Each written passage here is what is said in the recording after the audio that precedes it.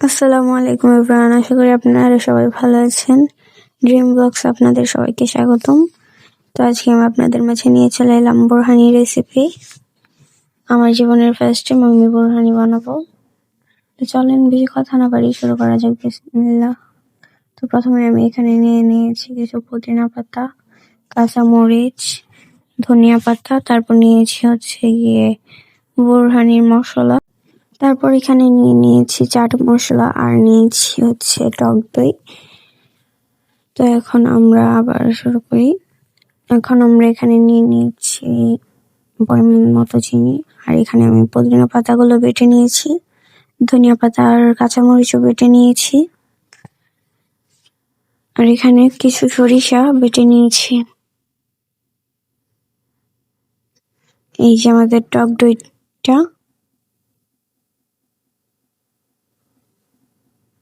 এখন আমরা একটি বাটিতে পরিমাণ মতো টক দই নিয়ে নেব। এখানে আমি 4 চামচ পরিমাণে ইউজ করেছি।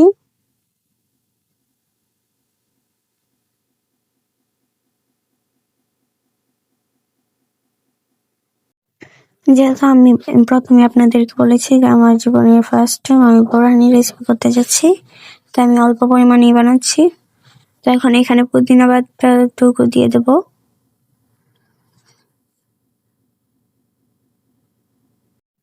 তারপর এখানে দিয়ে দেবো হচ্ছে গিয়ে যে মরিচ ও ধনিয়া পাতা বাটা।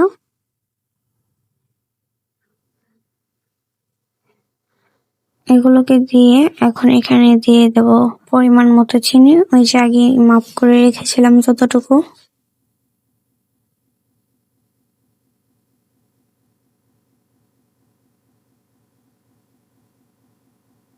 চিনি দেওয়ার পর এখানে আমি দিয়ে দেবো পরিমাণ মতো বিট লবণ।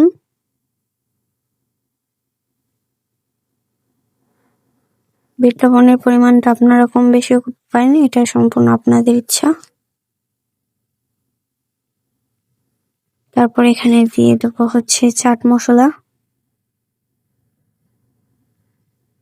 চাট মশলাটাও পরিমাণ মতোই দিয়ে দিয়েছি।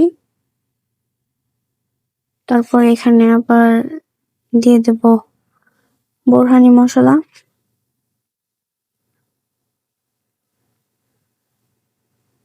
আমি এখানে হাফ প্যাকেট বোরহানি মশলা দিয়েছি, আপনারা চাইলে বেশি পরিমাণেরও দিতে পারেন। এখন এখানে একটা লেবু দিয়ে দিচ্ছি।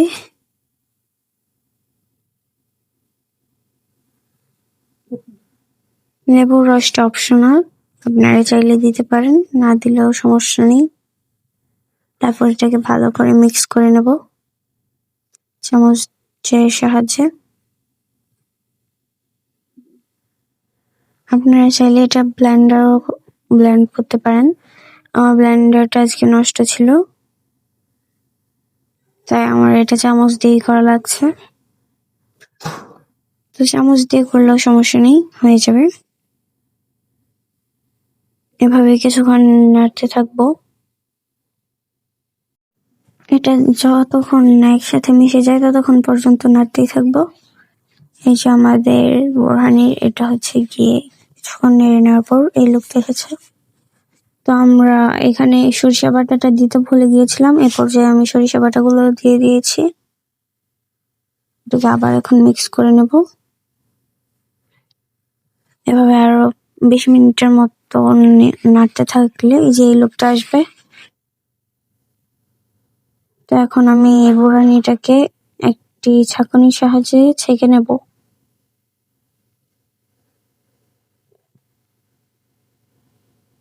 এটা ছাঁকার সময় একটি চামচ ব্যবহার করতে হবে।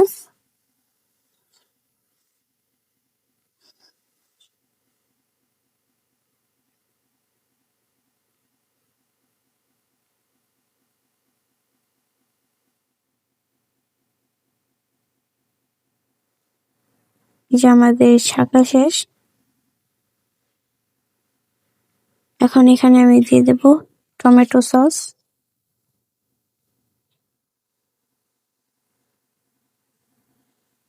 এখন এটাকে আবারও মিক্স করে নেব। চামচের সাহায্যে।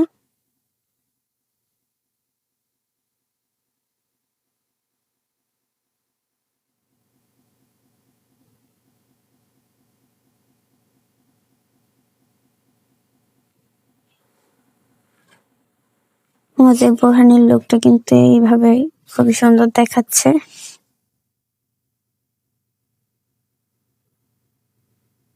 এখন আমি এই বোরহানিটার ফাইনাল লুক দেওয়ার জন্য একটি গ্লাসের মধ্যে 3টি আইস কিউব দিয়ে দিয়েছি। এখন এখানে বোরহানিটা দিয়ে দেবো।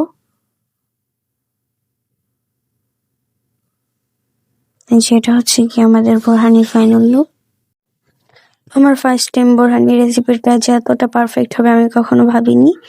এটার লুক ওতে সবগুলোই পারফেক্ট। আমাদের ভিডিওটি এ পর্যন্তই ছিল। ভিডিওটি যদি আপনাদের কাছে ভালো লেগে থাকে তাহলে অবশ্যই লাইক এবং সাবস্ক্রাইব করে দেবেন।